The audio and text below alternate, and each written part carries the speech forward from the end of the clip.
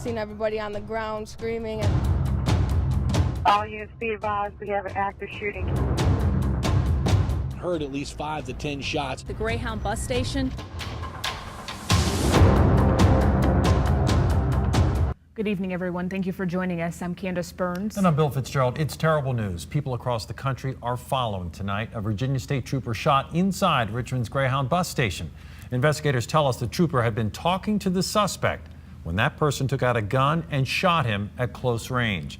Other troopers then fired at the gunman, who later died at the hospital. CBS 6 was on scene shortly after that shooting, which completely shut down parts of the heavily traveled boulevard for hours. And we have crews all over the city tonight covering every angle of this major story. We start with our John Burkett live outside the Greyhound station. John? Bill, State Police Sergeant Stephen Vick just telling us that a press briefing is scheduled for 7:30 tonight. We hope to learn more information about what exactly went down here this afternoon. It started at 2:45. Multiple police sources telling us there was a drug interdiction training going on inside with State Police when a man walked up to a trooper, not in uniform, but he had somewhat of a uniform on, and opened fire on that trooper.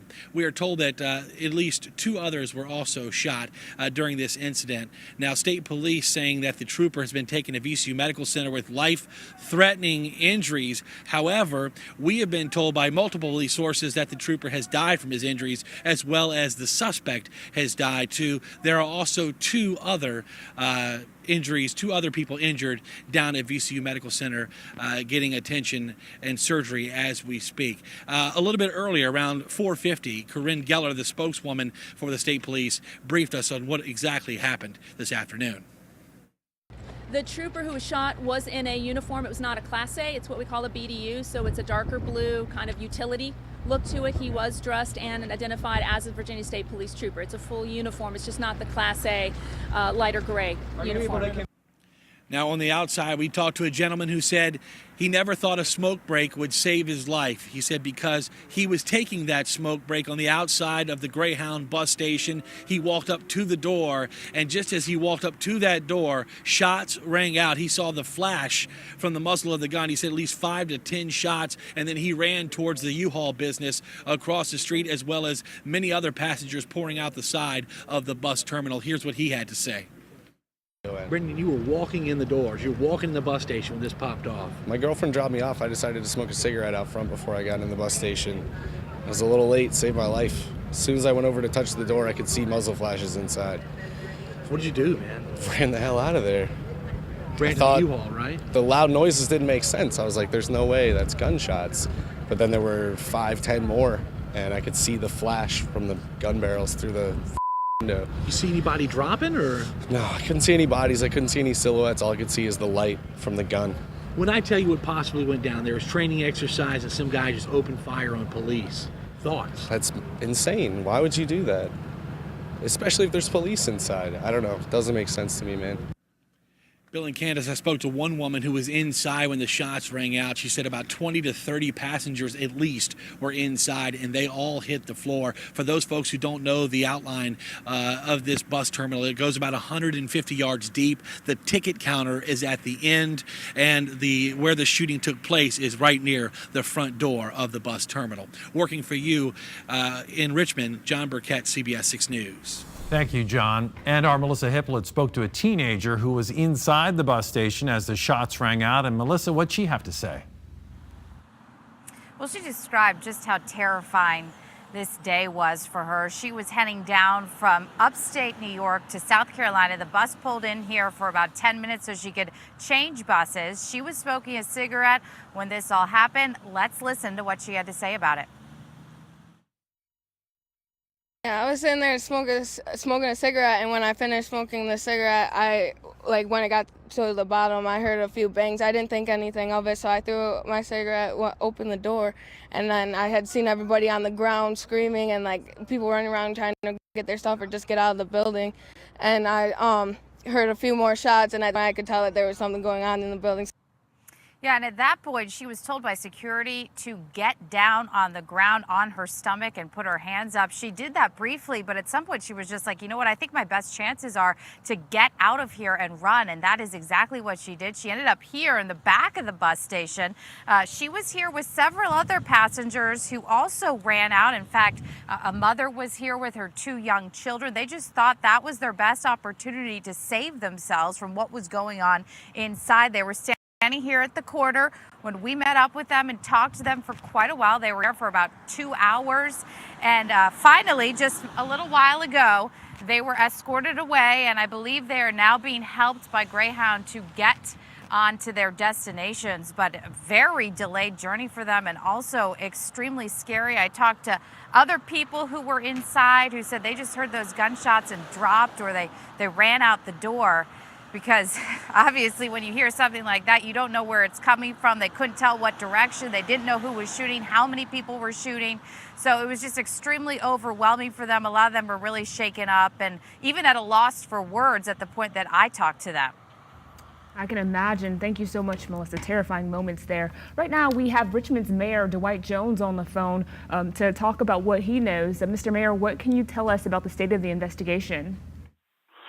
Well, you know, it's a sad day for our city, and our thoughts and prayers go out to the affected families, and no one wants anything like this to happen in our city, but we have to now just kind of hope for the recovery of the injured and pray for their families, and continue to work to see if we can get good information about what happened at the incident. I've been in constant contact with Chief Durham, talked to the governor, and it's in the hands of the state police.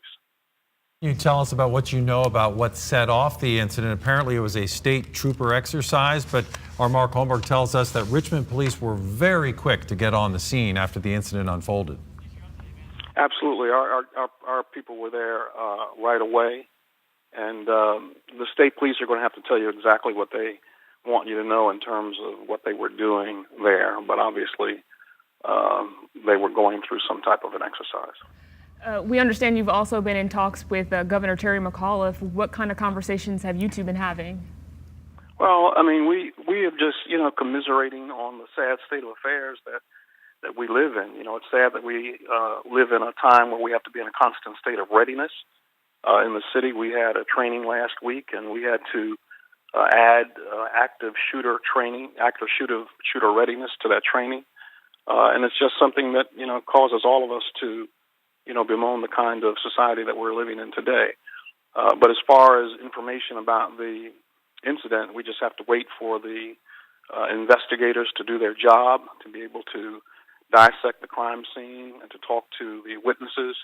And I'm sure that we will get the information as soon as they get it. They'll get it to us. Well, thank you so much, Richmond Mayor Dwight Jones, for taking the time tonight to speak with us on what is obviously a very difficult evening.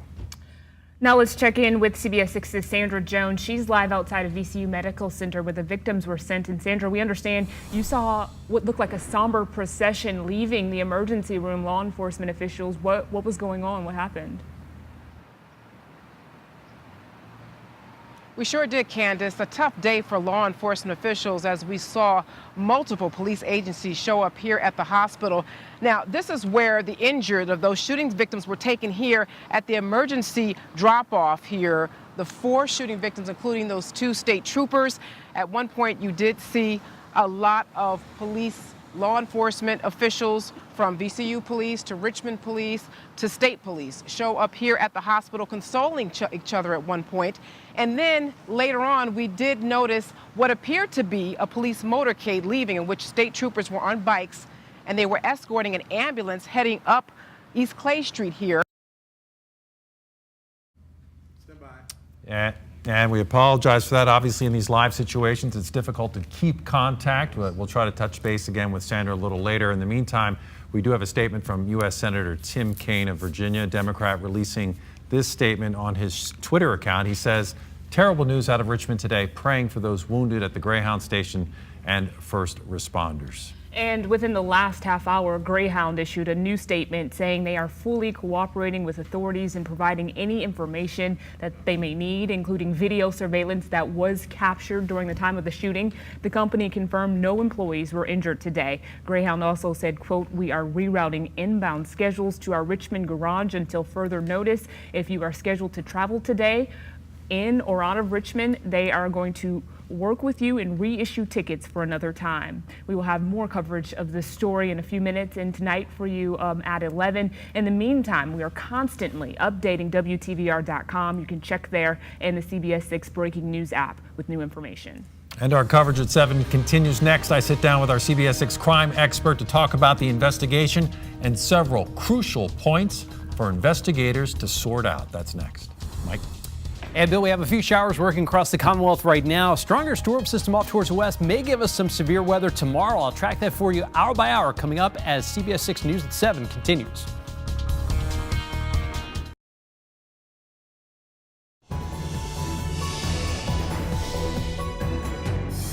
We're still following breaking news out of Richmond where 4 people were shot at a Greyhound bus station.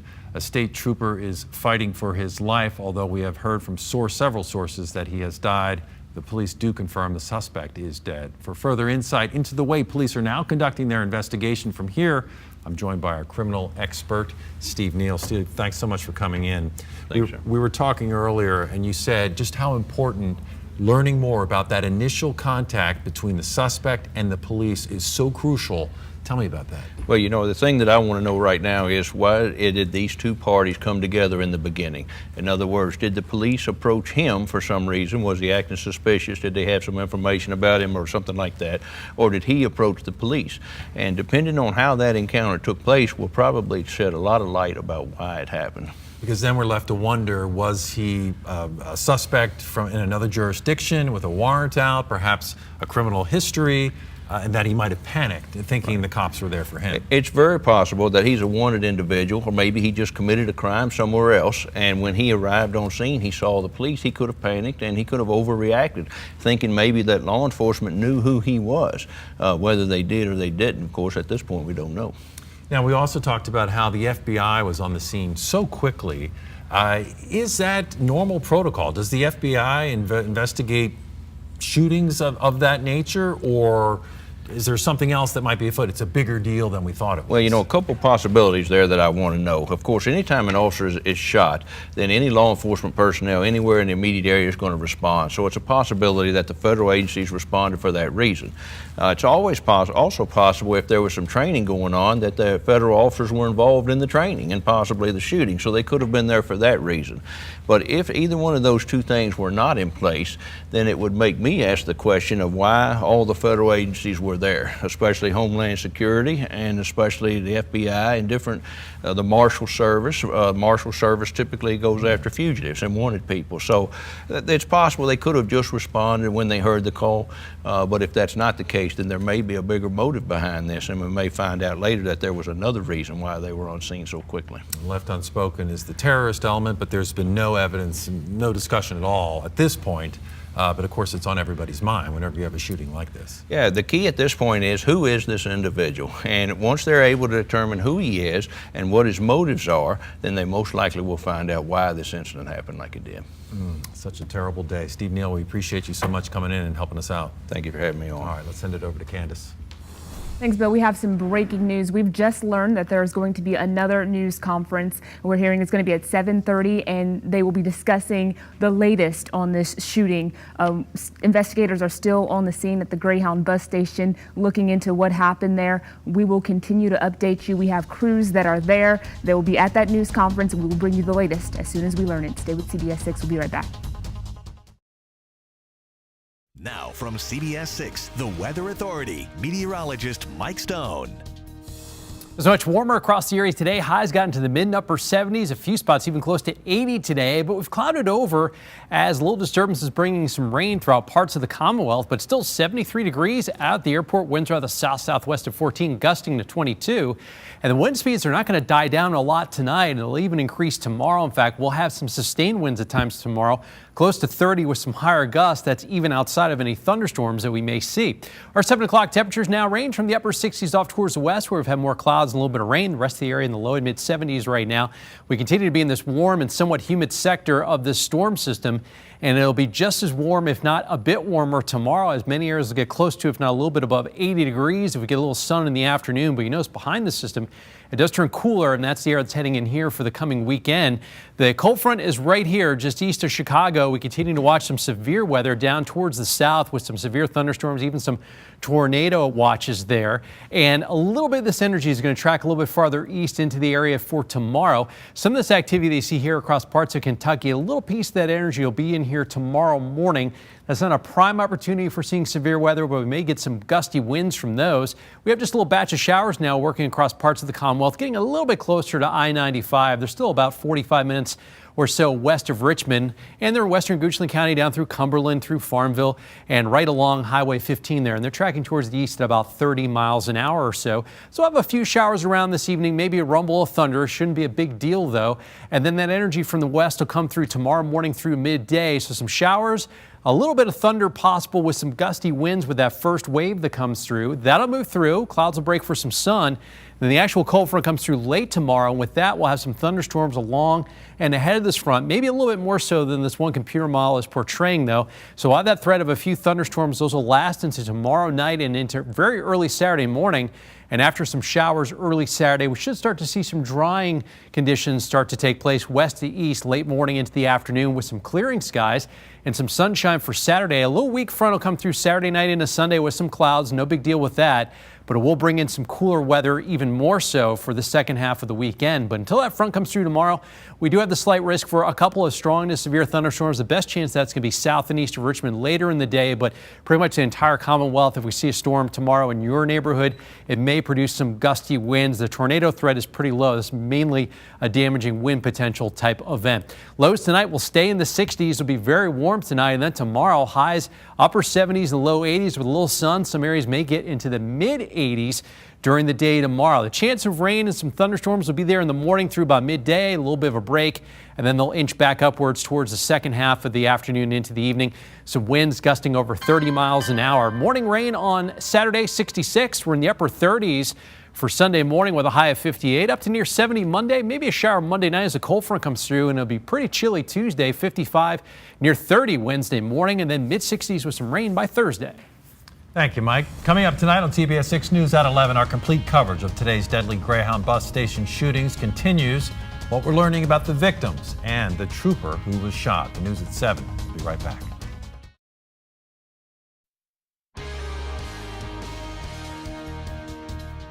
We are awaiting a news conference that should start momentarily to find out new details about the shooting inside Richmond's Greyhound bus station this afternoon. A Virginia State trooper was shot after a man he was speaking with took out a gun and apparently opened fire. Investigators say other troopers returned fire, wounding the suspect, who later died at the hospital. The trooper who was shot was also rushed to VCU Medical Center, and multiple sources are telling CBS 6 News that trooper has died. You see this video here. It is what appears to be a somber procession with law enforcement officials and emergency crews. 2 civilians were also wounded during the shooting, which shut down traffic on the boulevard for hours. And now for a live look of the media staging area, which has been set up outside the Diamond that's across from the bus terminal. As soon as police officials get to the podium, we will break into programming and bring you that news conference live. A quick note, tonight's A-list will be posted to WTVR.com.